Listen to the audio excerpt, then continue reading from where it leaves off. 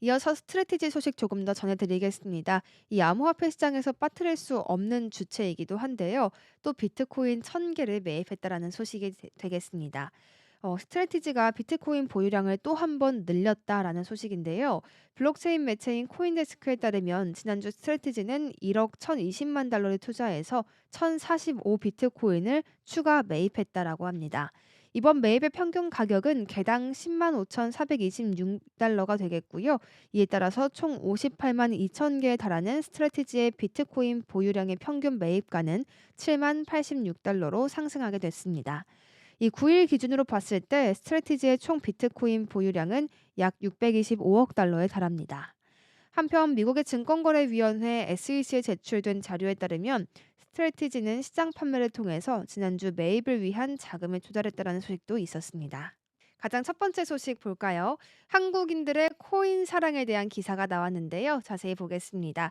한국인 10명 중 6명이 향후 대장주, 이 비트코인으로 대표되는 가상자산에 대한 투자를 확대할 생각을 갖고 있는 것으로 나타났다라는 기사였습니다.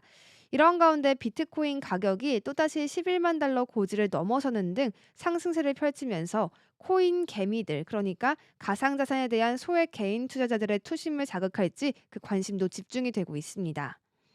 글로벌 가상자산 거래소인 코인베이스에서 비트코인은 10일 오전 7시쯤에 24시간 전보다 3.89% 상승하면서 11만 127달러 선에서 거래를 이어갔습니다. 비트코인 가격은 이렇게 11만 달러 고지를 다시금 돌파하는 모습을 또 보여준 한 주였고요. 지난 4월 초에 7만 4천 달러 수준까지 내려앉았던 비트코인의 가격이 다시금 또 상승세를 보여주는 모습입니다. 약 한 달 전 10만 달러 고지에 다시 올라섰는데 지난 23일에는 11만 달러 선도 돌파를 하면서 역대 최고가 기록을 또 다시 세운 모습도 포착이 됐습니다. 이후에 도널드 트럼프 미국 대통령과 일론 머스크 테슬라 최고 경영자 간의 갈등이 좀 불거졌죠. 그러면서 비트코인 가격이 10만 달러 선까지 좀 위협받는 수준으로 하락하는 모습도 보였었는데요. 하지만 두 친가상자산 거물 간의 정면 충돌이 시장에 부정적인 영향을 미쳤다라는 분석이 나오기도 했습니다. 이날 비트코인 가격의 상승세는 이 영국 런던에서 진행 중인 미중 무역 협상에 대한 기대감 덕분인 것으로 읽히고 있습니다. 블룸버그 통신에 따르면 9일 이 미국과 중국 대표단은 런던에서 오후 8시까지 6시간 이상 대화를 한 뒤에 첫날 협상을 마쳤다라고 전해졌습니다. 또 미국의 당국자에 따르면 대표단은 10일 오전 10시 런던에서 다시 만나서 대화를 이어갈 계획이라고 했습니다. 미국 대표단은 스콧 베센트 재무부 장관, 하워드 러트닉 상무부 장관, 제이미슨 그리어 미국 무역 대표가 또 중국 대표단은 중국의 경제 실세로 평가되는 허리펑 국무원 부총리가 이끌었습니다. 트럼프 대통령은 이날 백악관 행사에서 협상 상황에 대해 질문을 받은 후 우리는 중국과 잘 하고 있다라고 이야기하면서도 중국은 쉽지 않다라고 답을 하기도 했습니다. 이어서 난 우리가 매우 잘하고 있다고 생각한다라고 말했고요. 난 협상팀으로부터 좋은 보고들만 받고 있다라고 강조하는 모습도 함께 보였습니다. 이 밖에 머스크 CEO가 트럼프 대통령에 대한 비판 트윗을 삭제했고요. 또 화해 분위기를 조성한 것도 비트코인 가격에는 호재로 작용했다라는 분석 나오고 있습니다. 가상자산 가격이 이렇게 강세를 보이면서 한국인들의 가상자산에 대한 관심도 더 높아질지 주목이 되고 있습니다. 대한상공회의소는 국민 2,259명을 대상으로 한 가상자산 시장에 대한 국민 인식 조사를 진행한 결과 응답자의 57.9%가 향후 가상자산에 대한 투자를 확대할 것이라고 답했다고 전날 밝힌 바도 있었습니다. 투자를 확대하려는 이유로는 법제도 정비 전망이 28.6%로 가장 높게 나타났고요. 새 정부의 가상자산 기본법 제정과 가상자산 현물 상장지수 펀드 허용 등 정책 방안에 대한 기대감들이 크게 드러난 모습이었습니다.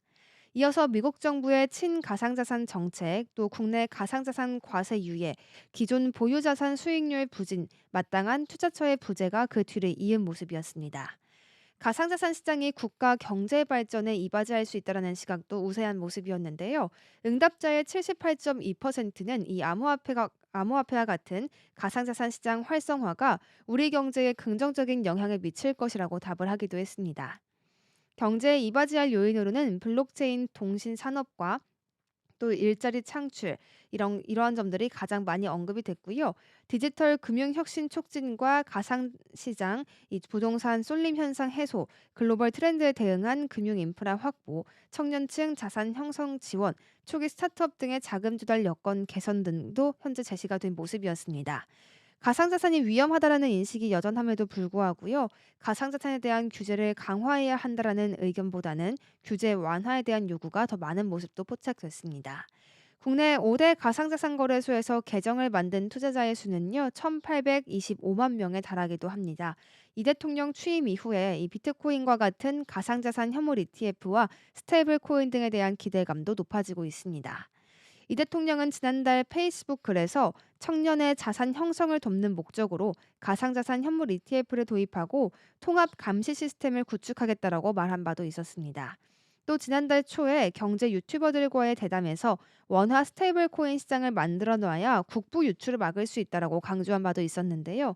이 밖에 국내 코인 거래소들의 수수료를 낮추겠다라는 방안도 내놓기도 했습니다.